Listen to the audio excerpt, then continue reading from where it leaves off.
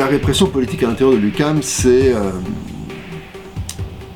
elle n'est pas nouvelle, c'est pas comme s'il n'y avait jamais eu de répression avant. Je dirais simplement, ce qui surprend cette année, je dirais peut-être ça commence peut-être en 2013-2014, après la grève étudiante justement de 2012, avec l'installation massive des vidéosurveillances, des caméras de vidéosurveillance. Donc ça, c'est le premier élément très concret, disons, d'une logique répressive. On commence à vouloir tout surveiller sous prétexte qu'il y aurait du vandalisme, ou il y aurait des itinérantes, ou il y aurait des choses menaçantes à l'UQAM, et donc on met ces caméras.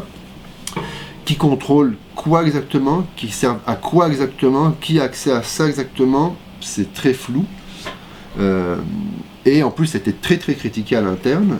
Des caméras comme celle-ci, on en voit de plus en plus à l'intérieur des murs de l'UQAM. C'est que depuis 2008, la direction met en place un vaste programme qui a pour objectif de sécuriser l'établissement. Plusieurs ont été installés dernièrement et la mesure dérange de nombreux étudiants. Je me demande vraiment si c'est ça la raison principale ou s'il n'y a pas plutôt une tentative de juguler un peu les associations étudiantes en sciences sociales qui ont été celles qui ont été derrière la grève du printemps érable. Et on voit qu'une des expulsions, parmi les 9 personnes visées par les expulsions maintenant, c'est lié à des actions qui ont été menées contre l'installation des caméras de vidéosurveillance en 2013. Donc il y a un lien évidemment chronologique, mais aussi au niveau des enjeux. Donc ça a commencé, je crois, surtout à s'intensifier avec les caméras, mais après ça touche à plein de choses. On a pu voir aussi, c'est annoncé il y a 2 semaines, les expulsions de 9 étudiants et étudiantes qui ont en plus toutes et toutes des rôles officiels, des statuts officiels dans l'appareil, dans l'infrastructure collégiale de l'UQAM. Donc en gros, on est en train de priver le mouvement étudiant des personnes qui le représentent dans les instances. Ce qui vient complètement miner en fait la démocratie interne à l'UQAM. En mobilisant des faits qui auraient eu lieu en 2013, en 2014, comme en plus des trucs tout à fait ordinaires, comme des levées de cours qui tout d'un coup sont présentés quasiment comme du proto-terrorisme, qui justifieraient une expulsion soit d'un an, voire une expulsion définitive de l'UQAM. Et ce qu'évidemment souligné, et en plus sans divulgation de preuves. Donc ce qu'ont souligné évidemment les principaux intéressés, mais aussi les assos étudiantes, les syndicats de prod, les syndicats de chargés de cours, les syndicats d'employés de soutien, tout le monde a dit si c'est si grave que ça, pourquoi avoir attendu jusqu'à 2 ans pour expulser les gens, en plus avec des choses complètement différentes, des manifestations internes, des levées de cours, la perturbation d'une conférence d'un sous-ministre en janvier 2015, des choses complètement différentes, liées à des enjeux différents, des logiques différentes, à des légitimités différentes, et comme par hasard, tout sort quand la grève commence. Alors, allons maintenant à l'UQAM, n'est-ce pas? Là aussi, ça brasse un peu à l'UQAM. Jérôme, il y a eu du grabuge aujourd'hui. Il y a surtout des tensions qui sont vives entre les étudiants et la direction d'établissement, là. On sent vraiment que la tension a augmenté d'un cran depuis les événements d'hier devant l'Assemblée nationale. Quelques centaines de manifestants étaient réunis ici devant l'UQAM cet après-midi et à un certain moment, ils ont décidé de pénétrer dans l'établissement. Ils ont bloqué les portes et s'en est suivi une altercation avec les gardes de sécurité. On rapporte également une arrestation sur la rue Emery, pas très loin d'ici, un individu connu des policiers qui a été arrêté pour méfait. Oui, mais il y a un problème particulier à l'UQAM, là. Oui, effectivement, cette manifestation-là avait été organisée pour venir en aide, ou plutôt soutenir 9 leaders étudiants qui sont menacés d'expulsion. 3 d'entre eux sont menacés d'expulsion à vie. L'une d'elles devait comparaître aujourd'hui devant le comité exécutif de l'UQAM, mais sa comparution a été reportée. Ce qu'on leur reproche essentiellement, c'est une série d'actions posées en 2013-2014, mais il est très difficile d'avoir des explications et des détails dans ce dossier-là puisque l'UQAM refuse de commenter. Du côté des étudiants, on ne nie pas avoir commis des actes répréhensibles à ce moment-là, mais ce qu'on dénonce finalement, c'est que ces accusations-là tombent en pleine grève étudiante. On y voit une forme de tension politique, de pression politique plutôt. On écoute là-dessus l'un des étudiants qui est menacé d'expulsion, Samuel Cossette.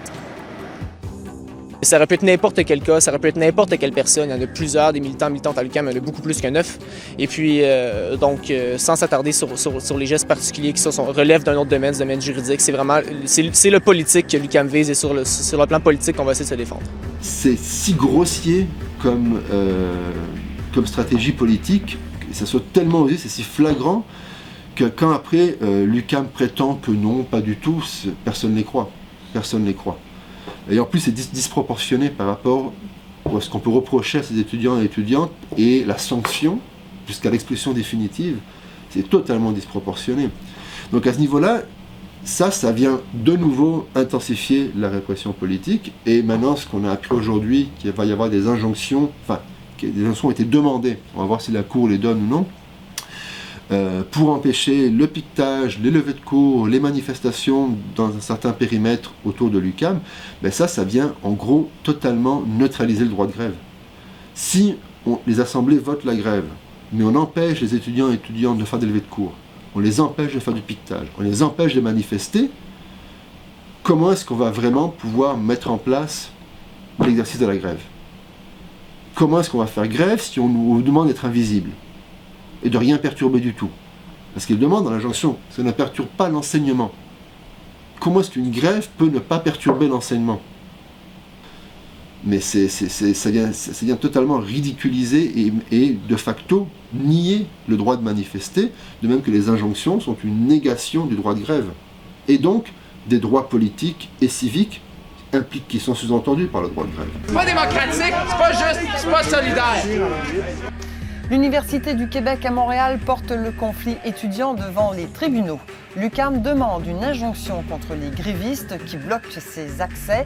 Alors Louis, l'UQAM appuie en fait sa demande sur des constats de vandalisme et de violence.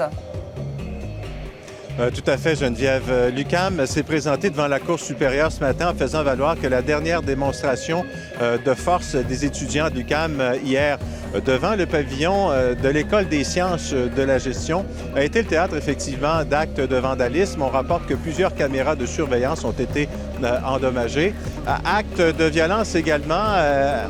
Attaque à l'intégrité physique de certains étudiants. C'est ce qu'on a rapporté du côté de l'UQAM. Et on rappelle aussi que les étudiants hier ont complètement bouclé le pavillon des sciences de la gestion, également le pavillon principal de l'UQAM, barricadé, cadenassé et maintenu du personnel et des étudiants prisonniers à l'intérieur. Alors on est prêt à procéder immédiatement du côté de l'UQAM. C'est ce que l'on souhaite faire à compter de 14 h cet après-midi devant la Cour supérieure. Demain, on augmente la présence de gardiens de sécurité sur le campus, qui sont évidemment donc un service privé sous-traité, pour surveiller qui exactement, pour faire quoi exactement. En plus, il y a eu c'était notifié, c'était répertorié que de plus en plus de gardes sont en civil et filment les gens qui font des actions de blocage ou qui font des levées de cours.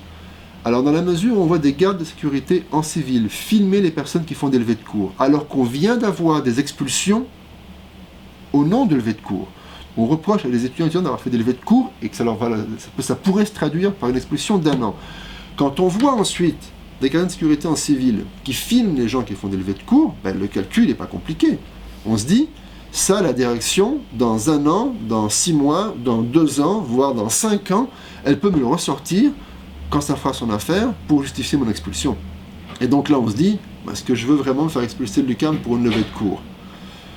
Et ça, c'est de l'intimidation. Ça a un effet dissuasif, ou comme on dit par rapport au droit, un chilling effect sur des gens qui peut-être voudraient faire des levées de cours, mais là, ont peur d'une sanction qui pourrait être l'expulsion d'1 an, ou définitive.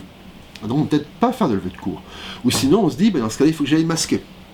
Alors, on se masque pour que la personne qui nous filme ne puisse pas nous identifier, ce qui est de mon point de vue tout à fait légitime. Mais qu'est-ce qu'après disent les médias? Des étudiants masqués font des levées de cours. Et donc, c'est forcément des casseurs, c'est forcément de l'intimidation. En fait, c'est même pas vraiment des étudiants et étudiantes, ce sont des infiltrés qui veulent juste faire du trouble, juste faire de la casse. Sans prendre en compte que ces gens-là se masquent justement parce qu'elles sont visées par la répression de l'administration. Donc, il y a comme une dynamique qui se met en marche, et l'administration et les médias, les gens opposés à la grève, s'en servent pour essayer de délégitimer les levées de cours. Cette question-là, ça soulève plein de questions très très problématiques sur qu'est-ce qu'une université, qu'est-ce qu'un espace de débat et un espace semi-public de vie commune, de vie collective. Et puis en plus, d'un point de vue purement économique, alors qu'on veut baisser les salaires des profs, qu'on veut couper des charges de cours, convoquer de plus en plus d'étudiants et d'étudiantes par classe, qu'on nous bassine sur le fait qu'il n'y a pas d'argent, il n'y a pas d'argent, il n'y a pas d'argent, mais là tout d'un coup, pour la période de grève, on dépense $1,5 million pour de la sécurité. Que le système d'éducation au Québec a encore les moyens d'autres compressions, peut se permettre l'austérité à la lumière des défis, de l'importance que représente l'éducation, vous êtes le premier à le savoir. Oui, il faut. On doit le faire, madame, on le fait pour nos enfants. On le fait pour le futur de nos enfants. Il faut encore faire des efforts. Je crois qu'il est encore possible de faire des efforts, de couper, notamment au niveau administratif. C'est nécessaire de le faire. Je viens de ce milieu. Je me souviens très bien qu'il y a eu de très bonnes années. Les années en ce moment sont un peu plus difficiles. Les Québécois, je pense, ne sont pas faits en chocolat. Nous avons fait de grandes choses dans les années 60, dans les années 70. Nous voulons continuer à faire de grandes choses. On le fait pour nos enfants. Donc, il faut continuer à faire un dernier effort. On le sait, mais on s'en va vraiment dans la bonne direction. Et ensuite, je pense qu'on pourra entreprendre des projets avec un espace de liberté que nous n'avons pas en ce moment. D'autant plus scandaleux et insupportable dans tout ce discours, c'est qu'on nous assène, de la part des gouvernements qui mettent en place des mesures d'austérité, on nous assène un discours sur la responsabilité. Ils passent leur temps à dire il faut être responsable, et agir responsablement, ça veut dire couper, parce qu'on pense à l'avenir, parce qu'on ne vit, en plus toutes ces métaphores familiales, on pense à nos enfants, on ne veut pas vivre au-dessus de nos moyens, comme si les pays étaient des unités familiales, avec en gros papa, c'est le gouvernement, et puis maman, c'est celle qui dépense trop. C'est ces espèces de clichés, en plus sexistes, qui n'ont rien à voir avec ce qu'est un pays et ce qu'est une économie nationale, mais qu'on va mobiliser pour légitimer des mesures, et en faisant la leçon à tout le monde. En gros, papa a raison, papa est responsable, et il faut que maman comprenne qu'il faut arrêter d'utiliser la carte de crédit comme ça, parce que sinon, comment on va faire pour payer ? Ce qui est scandaleux, ce qui est grossier, ce qui est caricatural, comme si les banques, quand elles ont conduit les pays à la ruine, elles avaient été responsables. Comme si les gouvernements, quand ils envoient des troupes en Irak ou en Afghanistan, ils étaient responsables. Comme si, quand ils coupent à gauche, à droite, ils étaient responsables. C'est se draper de la vertu pour, en gros, demander aux autres de porter le poids de leur absence de responsabilité.